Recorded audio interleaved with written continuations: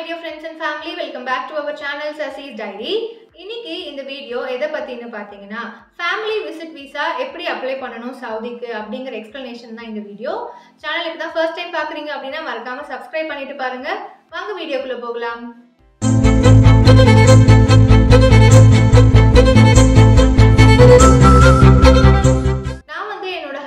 இந்தியால இருந்து சவுதிக்கு கூட்டிட்டு வரணும் அப்படின்னு டிசைட் பண்ணி ஃபேமிலி விசிட் விசா அந்த ஹோல் ப்ராசஸிங் எல்லாமே தான் நான் உங்ககிட்ட எக்ஸ்பிளைன் பண்றேன். இப்போ நான் என்னென்ன ப்ரொசீஜர்லாம் இங்கே சவுதியில் பண்ணேன், ஹஸ்பண்ட் வந்து என்ன ப்ரொசீஜர்லாம் வந்து இந்தியாவில் பண்ணாங்க அப்படிங்கிற ஒரு ப்ரீஃப் எக்ஸ்பிளனேஷன் தான். ஸோ வீடியோவை வந்து ஸ்கிப் பண்ணாமல் பாருங்கள், கண்டிப்பாக இது யூஸ்ஃபுல்லாக இருக்கும். ஸோ என்னோட வீடியோஸை கண்டினியூவாக பார்க்குற எல்லாருக்குமே தெரிஞ்சிருக்கும் நான் சவுதியில் நர்ஸாக ஒர்க் பண்ணுறேன் அப்படிங்கிறது. ஃபர்ஸ்ட் இனிஷியல் ஸ்டெப் என்ன விசா அப்ளை பண்ணுறதுக்கு அப்படின்னு பார்த்தீங்கன்னா நஃபாத்னு ஒரு ஆப் இருக்குது. அந்த ஆப் நம்ம இன்ஸ்டால் பண்ணி அதுதான் வந்து விசா அப்ளை பண்ணுறதுக்கான இனிஷியல் போர்ட்டல் மாதிரி. அதை அப்ளை பண்ணதுக்கப்புறம் அதில் வந்து சில வெரிஃபிகேஷன் ஸ்டெப்ஸ் எல்லாம் இருக்குது. எனக்கு இந்த ஹோல் ப்ராசஸை எக்ஸ்பிளைன் பண்ணது அண்ட் ஹெல்ப் பண்ணது எல்லாமே எனக்கு நல்லா தெரிஞ்ச ஷேக்னு ஒரு அண்ணா இருக்காரு. அவங்களும் நானும் ஒன்றா தான் ஒர்க் பண்ணிட்டு இருந்தோம் ஃபர்ஸ்ட். ஸோ அந்த அண்ணா தான் எனக்கு ஃபுல் அண்ட் ஃபுல் இந்த விசா ப்ராசஸிங்க்கு ஃபுல்லாகவே ஹெல்ப் பண்ணாங்க. ஸோ தேங்க்ஸ் டு ஷேக் அண்ணா. அந்த ஷேக் அண்ணா வந்து ரொம்ப ட்ரஸ்டான பர்சன் தான். அவங்களோட டீட்டெயில்ஸ் எல்லாமே வந்து நான் டிஸ்கிரிப்ஷனில் கொடுக்குறேன் அண்ட் அவங்களோட ஃபோன் நம்பர், அவங்க ஏஜென்சி நேம் எல்லாமே வந்து கீழே மென்ஷன் பண்ணியிருக்கேன். உங்களுக்கும் இதே மாதிரியான விசா ரிலேட்டட் ப்ரொசீஜர், அது மட்டும் இல்லாமல் நம்மளுக்கு சவுதி வரணும் அப்படின்னா dataflow, exam registration, Saudi council registration, அப்புறம் எலிஜிபிலிட்டி நம்பர் வாங்கி கொடுக்குறது, இந்த மாதிரி எல்லா வேரியஸ் ஆஸ்பெக்ட் சவுதியில் இருக்கிற எல்லா ஃபார்மாலிட்டிஸுமே அந்த அண்ணா பண்ணி கொடுக்குறாங்க. அந்த அண்ணாவை நீங்கள் காண்டாக்ட் பண்ணலாம். அவரே வந்து இந்த ப்ரொசீஜருக்கான சார்ஜஸ் எல்லாத்தையுமே எக்ஸ்பிளைன் பண்ணுவார். ஸோ இப்போ நான் விசா ப்ரொசீஜர் பற்றி எக்ஸ்பிளைன் பண்ணுறேன். நான் இங்கே வந்து ஃபர்ஸ்டே சொன்ன மாதிரி நஃபாத்துங்கிற ஆப்பில் இன்ஸ்டால் பண்ணி அந்த அண்ணா வந்து சொன்ன வெரிஃபிகேஷன் ஸ்டெப்ஸ் எல்லாம் முடிச்சதுக்கப்புறம் இந்த விசா அப்ளை பண்ணுறதுக்கு என்னென்ன டாக்குமெண்ட்ஸ் ரெக்வயர்டுன்னு பார்த்தீங்கன்னா நான் என்ன சப்மிட் பண்ணியிருந்தேன் அப்படின்னா என்னோட பாஸ்போர்ட் காப்பி, ஹஸ்பண்டோட பாஸ்போர்ட் காப்பி, என்னோட இக்காமா, அதுக்கப்புறம் மேரேஜ் சர்டிஃபிகேட், ரெஜிஸ்ட்ரேஷன் காப்பி. நம்ம மேரேஜ் ஆனதுமே நம்மளோட கவர்மெண்ட்டில் நம்ம கவுன்சிலில் அங்கே ரெஜிஸ்ட்ரேஷன் பண்ணியிருக்கோம்ல, அதை வந்து ப்ளஸ் சவுதி எம்பசியோட அட்டஸ்டேஷன் பண்ணி தான் இவங்க வந்து அக்செப்ட் பண்ணுவாங்க. நம்ம வந்து அந்த சவுதி எம்பசி அட்டஸ்டேஷன் பண்ணுறதுக்கு நீங்கள் வந்து இஃப் இன் கேஸ் உங்களுக்கு ஏதாவது ஒரு ஏஜென்சி பண்ணி தராங்கன்னா வெல் அண்ட் குட், நீங்கள் அவங்ககிட்டயே பண்ணிக்கலாம். பட் எனக்கு வந்து இந்த ஷேக் அண்ணா சொன்னல, அவங்க தான் எனக்கு ஃபுல்லாகவே பண்ணி கொடுத்தாங்க. அண்ட் சவுதி எம்பசி அட்டஸ்டேஷன் பண்ணும்போதே அவங்க நம்மளோட மேரேஜ் சர்டிஃபிகேட் அந்த ஃபுல் காப்பி வந்து ஒரு அரபிக் ஃபார்மேட்லேயும் கொடுப்பாங்க. அதுவுமே ரெக்வயர்டு இங்கே நம்ம விசா அப்ளை பண்ணுறதுக்கு. நான் இப்போ மென்ஷன் பண்ண டாக்குமெண்ட்ஸ் எல்லாமே அந்த ஷேக் அண்ணா கிட்ட நான் கொடுத்ததுக்கப்புறம் அவர் வந்து விசா ரெக்வெஸ்ட் ஃபார்ம் ஒன்று ரெடி பண்ணி கொடுத்தாங்க. அண்ட் நான் சொன்ன டாக்குமெண்ட்ஸ், என்னோட விசா ரெக்வெஸ்ட் ஃபார்ம் எல்லாமே என்னோட ஹெச்ஆரில் போய் சப்மிட் பண்ணேன். நான் வந்து எம்ஓஹெச்சில் ஒர்க் பண்ணுறேன் அப்படிங்கிற ரீசன்னால நான் எந்த அமௌண்ட்டுமே நான் கவர்மெண்ட்டுக்கு பே பண்ணணுங்கிறது மேண்டேட்ரி கிடையாது. ஸோ இஃப் இன் கேஸ் வந்து நீங்கள் ப்ரைவேட் ஹாஸ்பிட்டல் நர்ஸாக ஒர்க் பண்ணுறீங்க அப்படின்னா சேம்பர் ஆஃப் காமர்ஸ்க்கு 35 ரியால்ஸ் பே பண்ணுற மாதிரி இருக்கும். ஸோ நீங்கள் அது பார்த்துக்கோங்க. ஸோ என்னோட டாக்குமெண்ட்ஸ் எல்லாம் நான் ஹெச்ஆருக்கு சப்மிட் பண்ணதுக்கப்புறம் நம்மளோட ரெக்வெஸ்ட் வந்து அவங்க அப்ரூவல் பண்ணுவாங்க. அண்ட் அப்ரூவல் ஆனதுக்கப்புறம் அதுவுமே ஒரு பேப்பர் ஃபார்மேட்டில் ஒன்று கொடுப்பாங்க. அதையுமே நம்ம ஏஜென்சியில் சப்மிட் பண்ணணும்.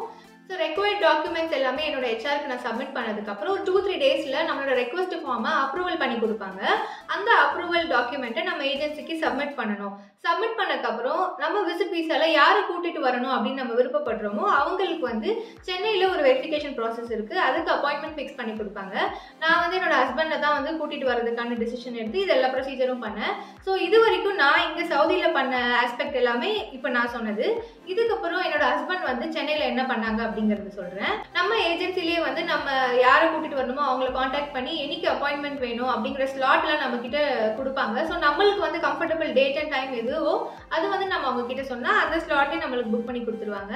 ஸோ என்னோட ஹஸ்பண்ட் வந்து மார்னிங் 9:30 ஸ்லாட்டு. ஸோ வந்து எப்பயுமே அந்த அப்பாயின்மெண்ட் டைமுக்கு 30 மினிட்ஸ் ப்ரையராகவே இருக்கணும் அப்படிங்கிறது தான் அதில் இருக்கிற முக்கியமான கண்டிஷன். நான் ஃபர்ஸ்ட் சொன்ன டாக்குமெண்ட்ஸ் எல்லாமே என்னோட ஹஸ்பண்டும் எடுத்துகிட்டு போயிருந்தாங்க. ப்ளஸ் இந்த விசா ரெக்வெஸ்ட் வந்து அப்ரூவல் பண்ணியிருப்பாங்களே அந்த ஃபார்ம் ப்ளஸ் அப்பாயின்மெண்ட் ஃபிக்ஸ் பண்ணதுக்கான ஃபார்ம், இது ரெண்டுமே வந்து மேண்டேட்ரியாக இருக்கணும். அது மட்டும் இல்லாமல் ஹஸ்பண்ட் வந்து பாஸ்போர்ட் சைஸ் ஃபோட்டோவும் எடுத்துகிட்டு போயிருந்தாங்க. அதுவுமே அதில் ரெக்வயர்ட் டாக்குமெண்ட் தான். பாஸ்போர்ட் சைஸ் ஃபோட்டோ வந்து இப்போ எடுத்துகிட்டு போகிறாங்க அப்படின்னா அது வந்து 2 மந்த்ஸ்க்குள்ளேயே இருக்கிற மாதிரி தான் எடுத்துக்கணும். மோர் தென் 2 மந்த்ஸுக்கு ஆயிருந்தால் அது வந்து நாட் அக்செப்டடு. அது மட்டும் இல்லாமல் நம்ம அந்த ஃபோட்டோ எடுக்கிறோம் அப்படின்னா அதில் வந்து ஃபேஷியல் கிரிமேசஸ்லாம் எதுவுமே காட்டக்கூடாது, சிரிக்கக்கூடாது, எதுவுமே பண்ணக்கூடாது. ஜஸ்ட் நார்மல் ஃபேஷியல் எக்ஸ்பிரஷனாக தான் இருக்கணும். அதுவுமே வந்து அவங்க நோட் பண்ணுறாங்க. இப்போ இன்கேஸ் லைட்டாக ஸ்மைலிங்லாம் பண்ணியிருந்தால் அதுவுமே ரிஜெக்ட் பண்ணுறதுக்கான ஒரு ஃபேக்டராக சொல்கிறாங்க. ஸோ அதனால் பெட்டர் வந்து ஸ்மைல் பண்ணாமல் இருக்கிறது பெஸ்ட்டு தான். தென் அதுக்கப்புறம் வந்து விஎஃப்எஸ், அதாவது விசா ஃபெசிலிட்டேஷன் சர்வீஸ். இது வந்து நம்ம இந்தியாவிலே 8 சிட்டிஸில் தான் இருக்குது. எங்களோட நேட்டிவ் சென்னை அப்படிங்கிறதுனால அதுதான் எங்களுக்கு கம்ஃபர்டபுள். ஸோ என்னோட ஹஸ்பண்ட் வந்து விஎஃப்எஸ் ஆஃபீஸ் வந்து சென்னையில் இருக்குது, சாலிகிராமத்தில் இருக்குது. அங்கே தான் அப்பாயின்மெண்ட் ஃபிக்ஸ் பண்ணி அங்கே தான் ப்ரொசீஜர் பண்ணாங்க. விஎஃப்எஸ்லேயே வந்து 2 கேட்டகரி இருக்குது. ஒன்று வந்து நார்மல், இன்னொன்று வந்து ப்ரீமியம். ஃபர்ஸ்ட் டைம் எங்கள் ஹஸ்பண்ட் போனது வந்து நார்மல் கேட்டகரியில் தான் பண்ணாங்க. அங்கே போனோடனே நம்மளோட ரெக்வயர்ட் டாக்குமெண்ட்ஸ் எல்லாத்தையும் சப்மிட் பண்ணணும் அண்ட் நிறைய வெரிஃபிகேஷன்ஸ்லாம் பண்ணுவாங்க. அண்ட் அவங்களோட ஃபர்ஸ்ட்டோட மைண்ட் இன்டென்ஷனாக என்ன இருக்கும்னு பார்த்தீங்கன்னா, நம்மளை எப்படியாவது ப்ரீமியமில் புஷ் பண்ணணும் அப்படிங்க தான் நம்மக்கிட்ட நம்ம பிரைன் வாஷ் தான் பண்ணுவாங்க. It's up to our wish, நம்ம எடுக்கிறதோ எடுக்காததும்.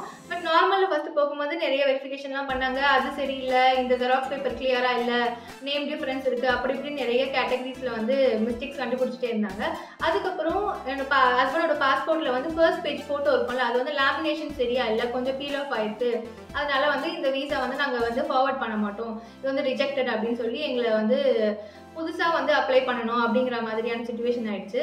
ஸோ ஹஸ்பண்டும் வந்து நிறைய கொஷின்ஸ் கேட்டு பார்த்தாங்க, டவுட்ஸ் கிளாரிஃபை பண்ணிக்கிட்டாங்க. இந்த பாஸ்போர்ட் நியூ தான், ஒன்றுமே யூஸே பண்ணல அப்படி இப்படின்னு. பட் அவங்க எந்த எக்ஸ்கியூசஸுமே அக்செப்ட் பண்ணிக்கவே மாட்டாங்க. ஸோ அதனால திருப்பியும் பாஸ்போர்ட்டை ரீஇஷ்யூ மாதிரியே வாங்கி திருப்பியும் அமௌண்ட் பே பண்ணி புது பாஸ்போர்ட் தான் வாங்கினாங்க. அண்ட் அப்பவும் அந்த பாஸ்போர்ட் நம்பர்லாம் சேஞ்ச் ஆனதுனால நான் திருப்பியும் ஃபர்ஸ்ட்லேருந்து விசா ஃபர்ஸ்ட்லேருந்து அந்த நஃபாத் ஆப்லேருந்து ஆரம்பிச்சு எல்லாமே ஃபர்ஸ்ட் பண்ணதுக்கப்புறம் என்னோட ஹெச்ஆரில் போய் என்னோட ரெக்வெஸ்ட் சப்மிட் பண்ணி அப்புறம் அவங்க அப்ரூவல் வந்து அகைன் சென்னையில் அதே சேம் விஎஃப்எஸ் சாலிகிராமில் அப்பாயின்மெண்ட் ஃபிக்ஸ் பண்ணி கொடுத்தாங்க அந்த ஷேக் அண்ணா.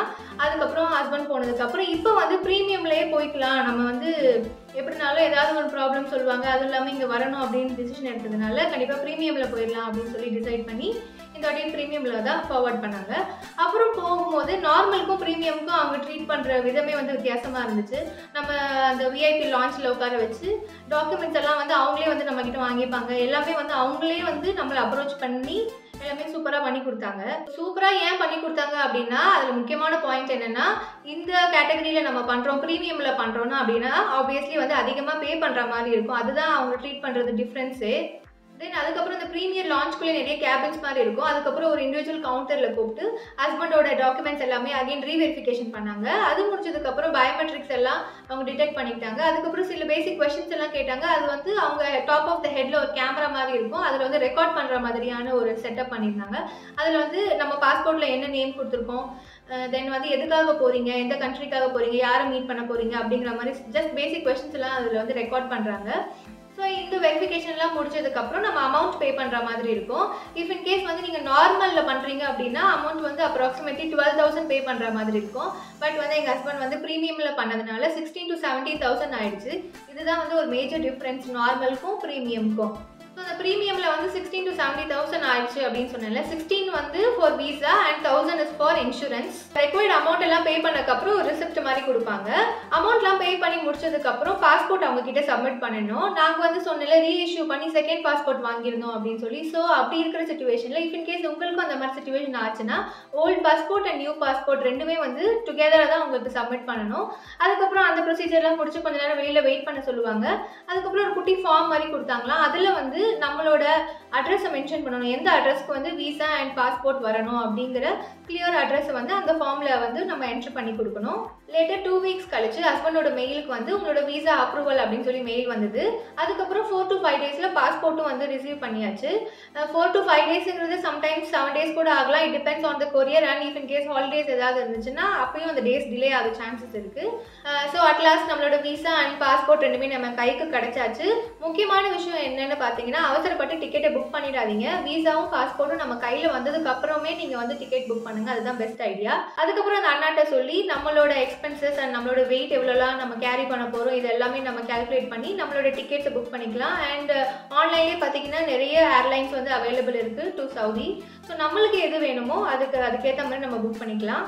ஸோ இந்தியாவிலேருந்து சவுதிக்கு வரணும் அப்படின்னா இந்தியாவில் வேரியஸ் சிட்டிஸ்லேருந்து நம்ம ஃப்ளைட்ஸ் அவைலபிள் இருக்குது. ஃபார் எக்ஸாம்பிளுக்கு நான் வந்து பார்த்தீங்கன்னா Cochin to Jeddah, Jeddah to hail வந்தேன். பட் வந்து ஹஸ்பண்ட் வந்து எப்படி வந்தாங்கன்னா Chennai to Sharjah, Sharjah to hail வந்து ரீச் ஆனாங்க. ஃப்ளைட்டோட காஸ்ட், அதுக்கப்புறம் லக்கேஜ் நம்ம கேரி பண்ணுற வெயிட் எல்லாமே டிபெண்ட்ஸ் ஆன் த ஏர்லைன்ஸ் தான். ஒவ்வொரு ஏர்லைன்ஸும் ஒவ்வொரு காஸ்ட் இருக்கும்.